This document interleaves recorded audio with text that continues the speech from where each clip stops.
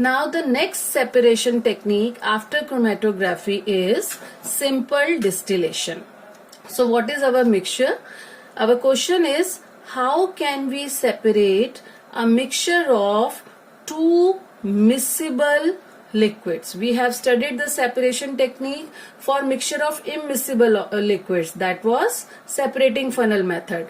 Now we are going to separate mixture of miscible liquids. So what do you mean by miscible liquids? When the two liquids are mixed properly, mixed with each other, that is known as miscible liquid. Now the method used here is simple distillation method. Now what is the principle behind the simple distillation method? It is used for the separation of components of a mixture containing two miscible liquids that boil without decomposition. Okay, means the two liquids must be like that. If we boil the mixture, then they should not decompose. So they boil without decomposition and they have sufficient difference in their boiling point.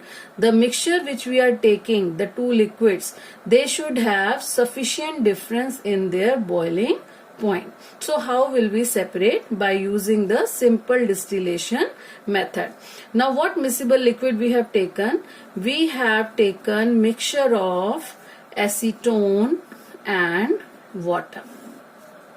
Okay, we have to separate this mixture, acetone and water. So what will we do? We will take a distillation flask. This is a distillation flask and it is fitted with a thermometer. Here it is a thermometer. We will arrange the apparatus as shown in this diagram. We will arrange so many things. Distillation flask is there, burner is there, condenser is there, beaker is there. Okay, and thermometer is also there. We will make such a setup in the lab. And then what will we do? We will heat this mixture and we will keep an eye on the thermometer. Okay, then what will happen? We know that boiling point of acetone is less, so it will boil fast. It is around 56 degrees Celsius and boiling point of water is around 100 degrees Celsius, so it will boil later on. So there is sufficient difference in their boiling point.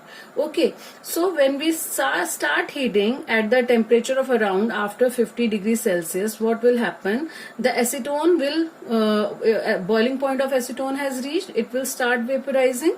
Okay, so it will start vaporizing. Then this vapor will come in this via this tube. They will come into this condenser. This is what? Condenser. Okay, in condenser we are seeing here two spaces are there. Here it is written cold water in and here it is written water outlet. So what is done? This is attached with the tap and the cold water run surrounding this pipe.